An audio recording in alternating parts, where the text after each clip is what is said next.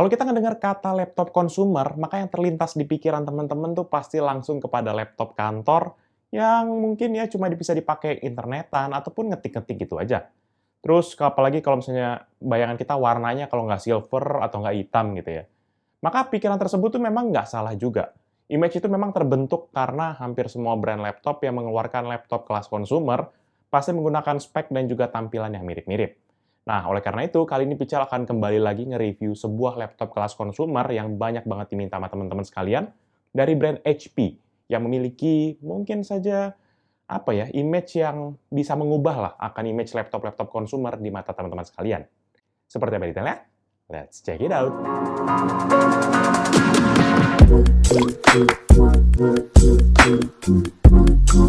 Halo guys, balik lagi bersama Pical, dan kali ini kita akan kembali lagi ngebahas sebuah laptop seri consumer besutan dari HP, yaitu HP 14S FQ1037AU. Untuk spesifikasi laptop ini sendiri adalah sebagai berikut. Prosesor AMD Ryzen 7 5700U, RAM 8GB DDR4 Dual Channel 3,2 GHz, storage SSD NVMe dengan kapasitas 512 GB, integrated GPU AMD Radeon RX Vega 8 dengan share memori sebesar 512 MB, layar IPS panel 14 inch 6 bit dengan resolusi 1920x1080 atau Full HD, dan refresh rate sebesar 60 Hz.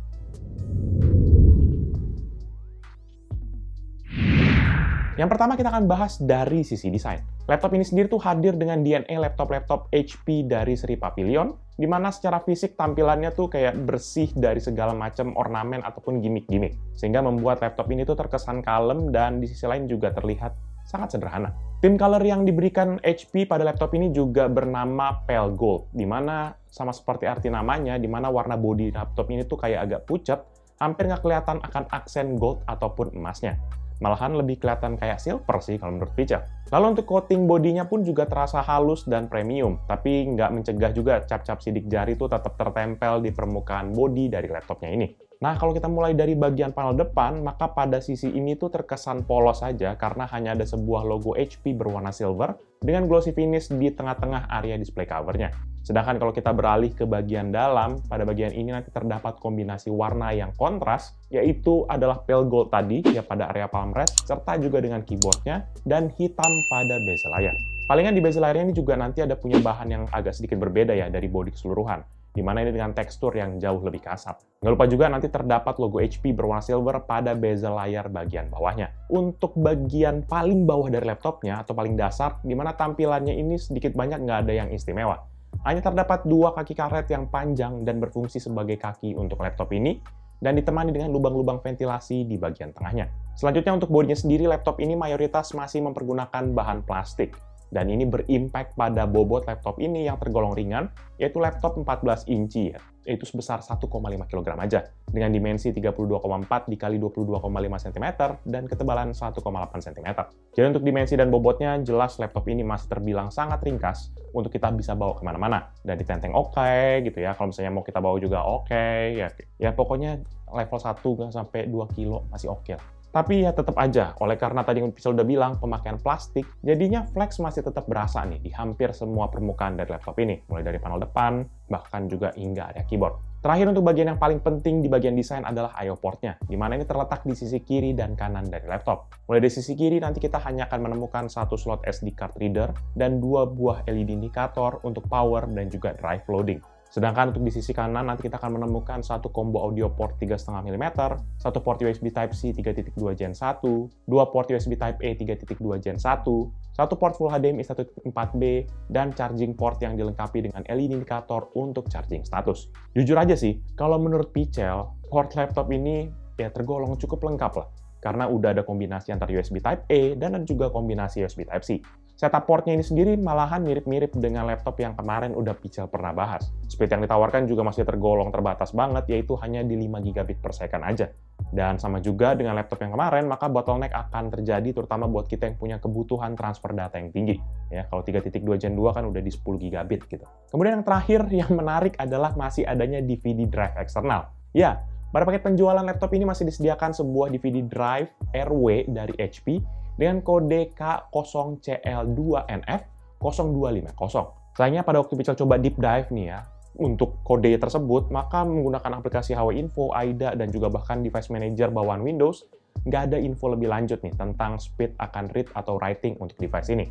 Dan untuk interface-nya, DVD Airway Drive ini sendiri menggunakan eksternal koneksi USB Type-A 2.0. Pertanyaannya, adakah teman-teman yang masih menggunakan CD atau DVD saat ini? Nggak ada yang tahu. Pichel pernah. Ya, kalau misalnya kita foto di Fuji Film, ya kan pasti masih dikasih CD. Oh my god! Wow!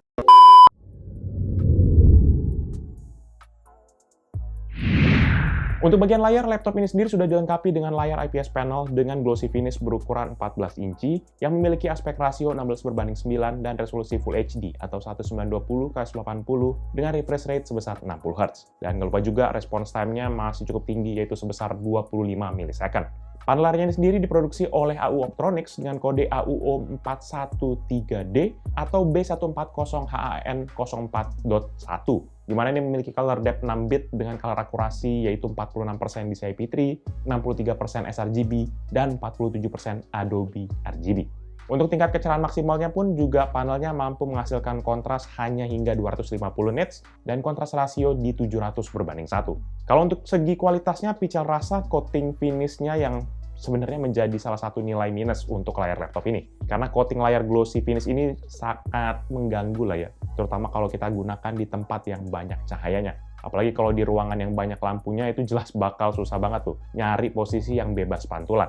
Dan kalau dari segi akurasi warnanya, ya Pichel memang nggak berharap terlalu banyak terhadap laptop ini. Kelasnya kan sudah masuk kepada kelas konsumer ya, apalagi dengan color depth yang hanya 6 bit, sudah bisa dipastikan lah bahwa laptop ini memang nggak menyasar pada user yang membutuhkan layar laptop dengan akurasi tinggi. Jadi mungkin buat kita para desainer bisa pakai external monitor.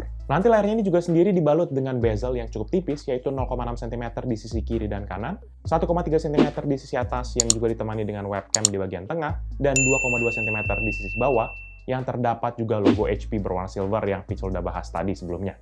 Dan lebih lanjut, layarnya ini nanti tersambung kepada bodi laptopnya melalui dua bezel layar yang menyatu di bagian tengah dari laptopnya. Bezelnya sih tergolong standar aja, dimana secara pemakaian sehari-hari ini bukaannya memang masih tergolong terbatas, yaitu hanya 138 derajat. Dan juga ditambah dengan engselnya ini tergolong cukup kesat, sehingga membukanya tuh membutuhkan dua tangan agar bisa dibuka dengan sempurna.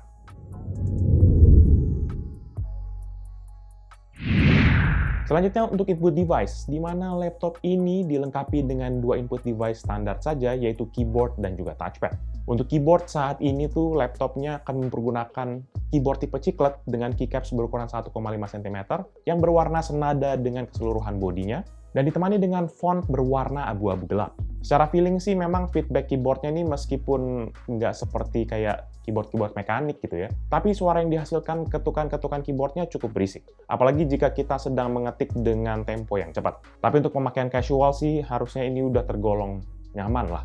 Dan buat kita yang memang pakai laptop ini di tempat yang minim cahaya, untungnya keyboard laptop ini juga sudah dilengkapi dengan backlight keyboard berwarna putih yang bisa kita hidup matikan mempergunakan akan tombol F8. Nanti untuk mengatur kecerahannya pun kita juga masih dimiliki dua tingkat kecerahan.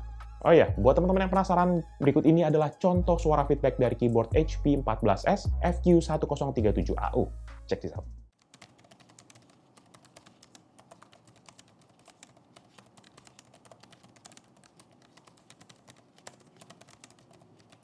Untuk input device kedua yaitu touchpad, di mana ini memiliki ukuran 11 x 5,6 cm dan berada tepat di tengah-tengah dari area palm rest-nya. Secara fisik, touchpad-nya ini tergolong kecil ya untuk laptop yang berukuran standar. Dan juga untuk tombolnya pun tidak ada tombol fisik yang terlihat di sini, sehingga overall memang terlihat jauh lebih bersih. Tapi yang agak mengganggu buat Pichel sih sebenarnya adalah warna touchpad-nya ini dibuat lebih terang dari warna palm rest-nya. Jadi kayak kesan elegannya tuh sedikit banyak agak terkikis lah. Ditambah lagi dengan warna touchpad-nya ini agak nanggung, kayak putih enggak, abu-abu juga enggak. Nanti lebih lanjut, touchpad-nya ini sendiri memiliki permukaan yang licin dan halus, dan menjadikan pemakaian normal ataupun smart gesture tuh memang jelas nggak ada masalah di touchpad ini. Tapi sayangnya, tidak ada juga tombol ataupun shortcut untuk kita bisa menonaktifkan akan touchpad-nya secara langsung. Jadi kita harus masuk secara manual dari settingan Windows. Oh ya, buat teman-teman yang penasaran, berikut ini adalah Pichel coba kasih contoh suara feedback dari touchpad laptop HP 14S FQ1037AU.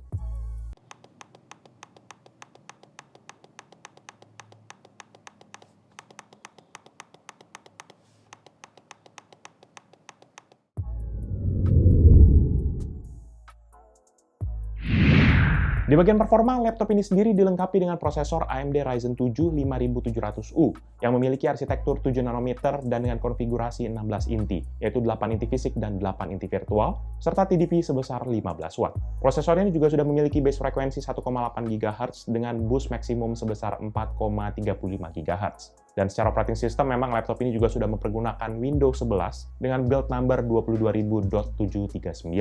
Masih urusan software juga, Pichel coba cek, dan sayangnya di laptop ini nggak ada spesifik aplikasi untuk bisa mendongkrak akan performanya. Dan oleh karena itu, agar kinerja laptopnya memang maksimum, maka Pichel mengandalkan setting battery performance di bagian setting Windows dengan tetap menghubungkan laptop ini kepada arus listrik. Dan untuk pengetesan pertama, kita mempergunakan aplikasi Cinebench, yaitu Cinebench R23. Dan dalam satu kali pengujian, ini menghasilkan skor 7.538 poin untuk CPU multicore dan 1.263 poin untuk CPU single core, sehingga menghasilkan MP rasio sebesar 5,97 kali. Kemudian untuk Cinebench R20 dan dalam 3 kali pengujian, laptop ini mendapatkan skor rata-rata 3.307 poin. Berikut ini perbandingan dengan laptop dan PC yang Pichel pernah review.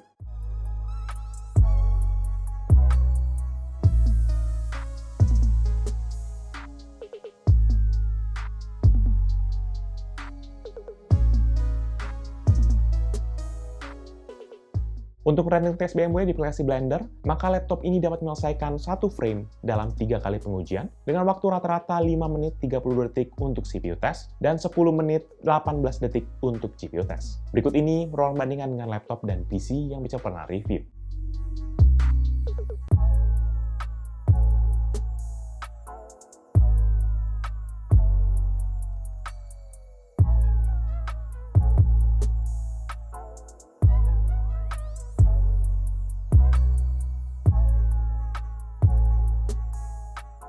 Untuk PC Mark 10 sebagai gambaran overall performa dari laptop ini, skor yang didapat adalah 9.288 untuk Essential, 7.998 untuk Productivity, dan 5.429 untuk Digital Content Creation. Secara rata-rata, laptop ini mendapatkan skor sebesar 5.297 poin. Berikut ini merupakan bandingan dengan laptop dan PC yang Pichel pernah review.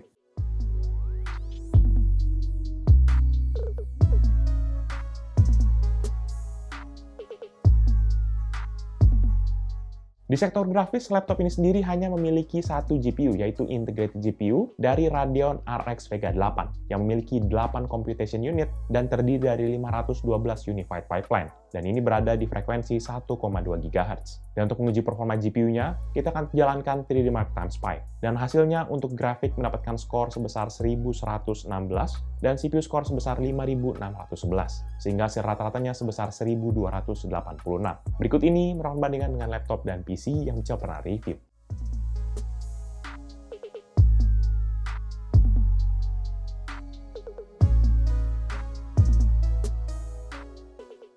Dan untuk melengkapi testing terhadap GPU-nya, maka kita lanjutkan dengan gaming test. Tapi untuk kali ini, Pichel mau bereksperimen sedikit nih, di mana layar laptop ini kan Pichel set ke resolusi yang agak lebih rendah dari native-nya, yaitu 1280x720, tapi untuk settingan gamenya Pichel buat rata kanan atau maksimum setting untuk semua game, dan tetap menggunakan best performance battery setting bawaan dari Windows, dan nggak lupa, kita tetap hubungin kepada arus listrik.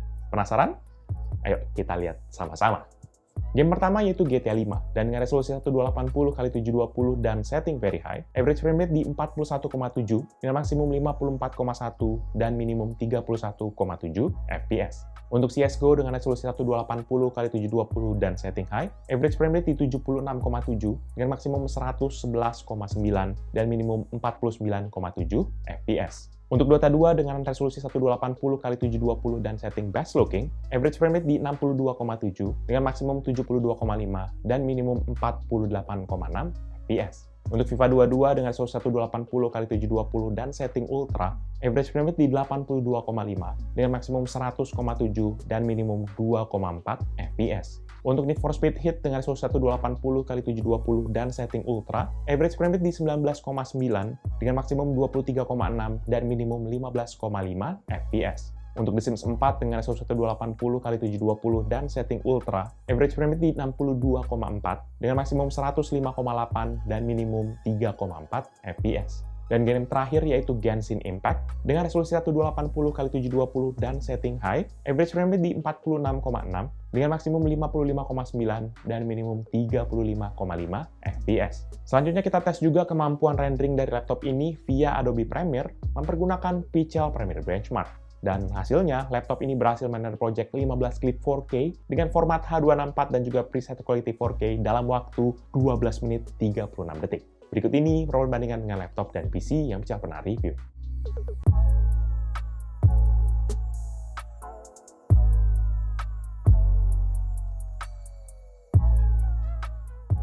Di bagian storage, laptop ini sendiri mempergunakan SSD NVMe dari Kingston dengan kapasitas 512 GB. Storage-nya ini sendiri mempergunakan interface PCIe 3.0 dan untuk pengujian kecepatannya seperti biasa, Pichel mempergunakan Crystal Smart. Dan hasilnya, untuk sequential 1 MB dengan 8 task 1 thread sebesar 2,5 GB per second untuk membaca data dan 1,8 GB per second untuk menulis data. Sedangkan untuk urusan data kecil random 4 KB dengan 1 task 1 thread ada di 50,7 MB per second untuk membaca data dan 126,3 MB per second untuk menulis data. Jadi secara performa gimana teman-teman?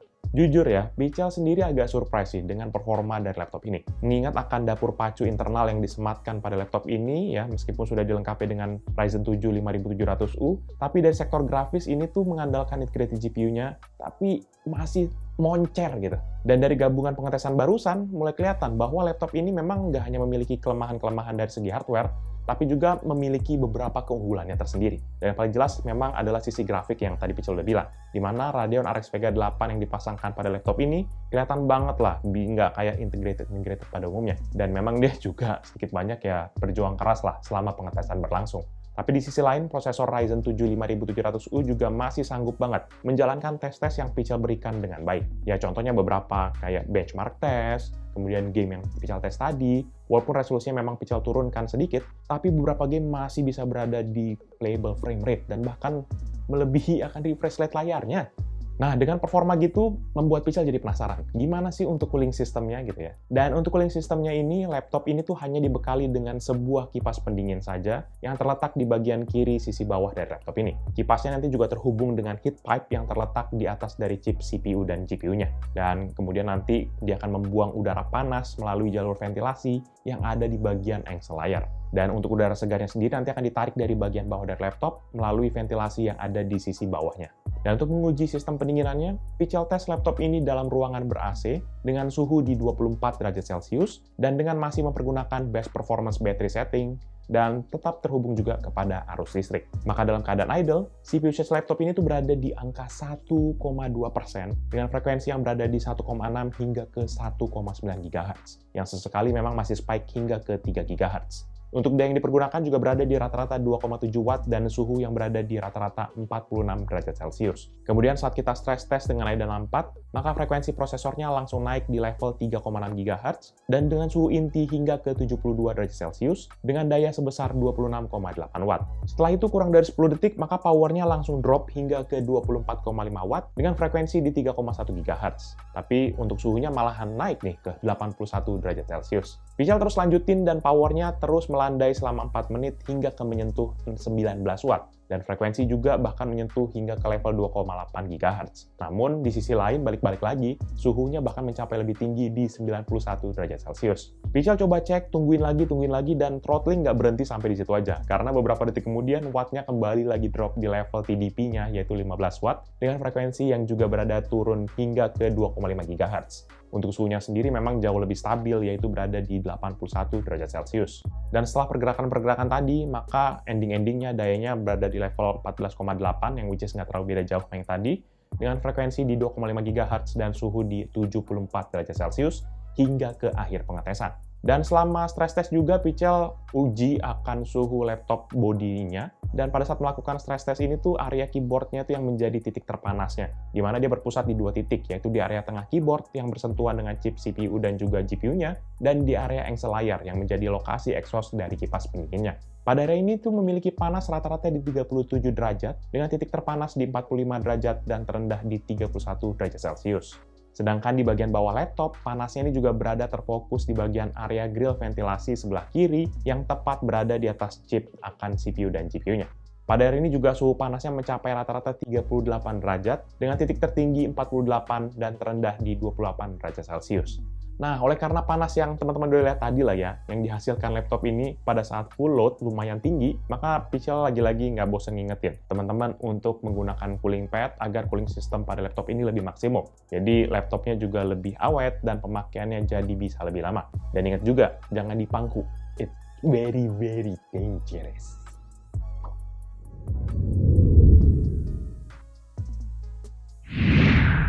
Untuk sektor audio, laptop ini sendiri dilengkapi dengan 2 buah speaker yang terletak di bagian bawah laptop dan menghadap ke kiri dan kanan dari laptop.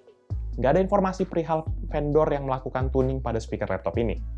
Namun pada waktu kita coba lihat dan dengerin gitu ya, suara yang dihasilkan ini lumayan keras dan nggak cempreng ataupun pecah. Walaupun memang bassnya nggak terlalu kedengeran. Buat penggunaan standar seperti biasa kalau untuk nonton film, YouTube, ataupun main-main game biasa, maka suara speakernya ini masih tergolong oke.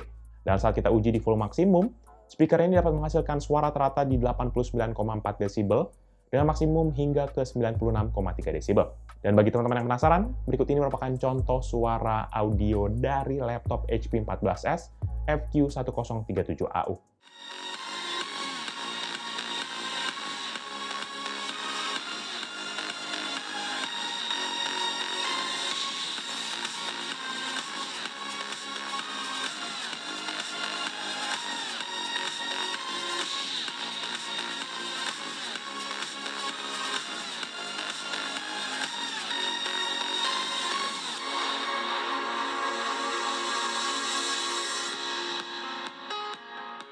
Selanjutnya di bagian webcam, di mana laptop ini sendiri memiliki sebuah webcam 0,9 megapiksel yang dapat merekam video HD 720p 30 fps atau foto sebesar 1080x720 piksel. Nanti pada saat dioperasikan akan ada indikator berwarna putih di samping kiri dari webcamnya. Secara hasil sih webcamnya masih bisa bilang oke. Dengan syarat cahaya seperti biasa harus cukup terang. Dan kalau kita gunakan di kondisi yang redup ataupun remang-remang, maka seperti biasa noise-nya akan langsung berasa. Daripada penasaran, berikut ini deh merupakan contoh hasil video dari webcam HP 14S FQ1037AU. Check this out. Ini dia hasil dari webcam laptop HP 14S FQ1037AU. Ya gimana teman-teman, ini kameranya menggunakan setup 720p 30 fps ya, 0,9 megapiksel atau 1280x720. Ini Jalox lagi ada di dapur. Depan Jalox ada jendela gede, tapi kok kayak masih agak gelap ya. Noise-nya juga masih banyak grain-grainnya, itu masih banyak semut-semutnya. Tapi kalau untuk kulit sih kayak natural ya. Ya kulit Jalox yang agak sawo menjerit, sawo kurang matang, nggak jelas ini. Ya tapi memang kalau untuk kualitas, kalau saya bilang agak kurang sini. Dalam keadaan kondisi terang begini aja masih kelihatan kayak lagi malam gitu loh. Padahal lagi terang benderang, lagi tengah hari bolong jam 12:30 siang ini, ya ampun. Kocak sih.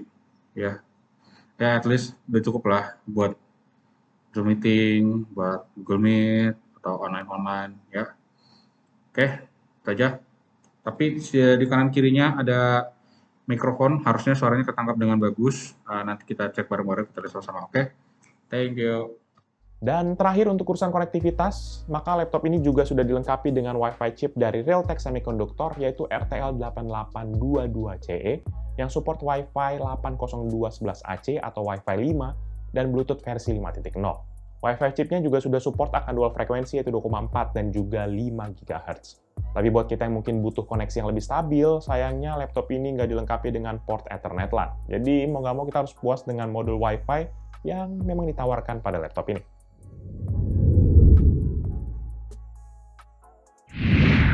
Di bagian baterai, laptop ini sendiri memiliki baterai internal dengan kode HT03XL dengan kapasitas 41.000 mAh dan berbahan lithium ion. Dalam pengujian baterai mempergunakan PC Mark 10 dengan skenario Modern Office, maka laptop ini dapat bertahan selama 7 jam 36 menit dari 100 hingga 7% baterainya.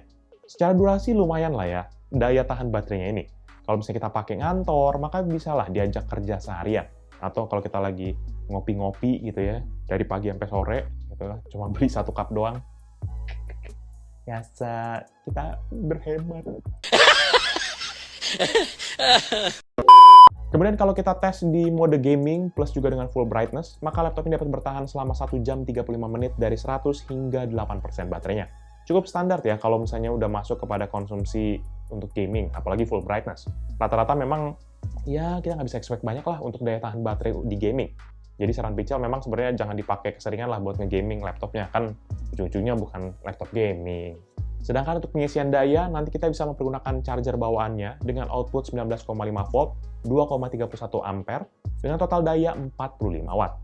Dan dengan charger ini, maka untuk durasi pengisian dayanya dari 8 hingga ke 100%, membutuhkan waktu 2 jam 1 menit dalam kondisi laptop hidup, namun tidak digunakan. Dan sekedar catatan juga, waktu kita coba tes port USB Type-C-nya di laptop ini, maka ini nggak bisa dipergunakan ya untuk nge-charging. Jadi mau nggak mau, salah satu caranya atau satu-satunya caranya, ya kita pakai charger bawahnya aja.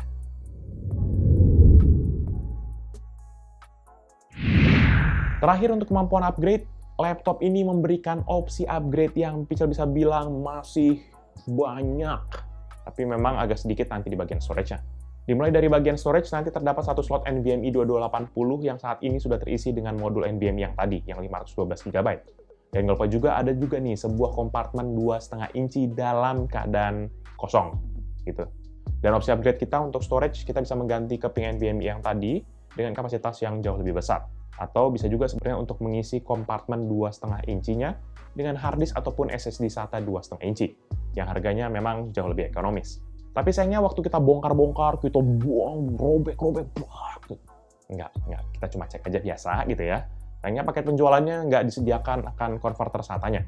Ini yang Pichel bisa bilang agak sedikit, karena di beberapa laptop lain walaupun ada SATA-nya, dia biasanya dikasih akan konverter ataupun kompartemennya. Ataupun kalau NVMe biasanya dia kasih 2 slot NVMe. Jadi ya memang agak-agak mixed bag lah di sini. Kemudian pada bagian memori masih disediakan 2 slot RAM DDR4, yang keduanya sudah terisi akan modul RAM DDR4 dengan kapasitas masing-masing 4 GB, sehingga total kapasitasnya menjadi 8 GB. Dan Pichel rasa memang kapasitas segini pasti mepet banget ya kalau dipakai buat komputasi yang agak berat.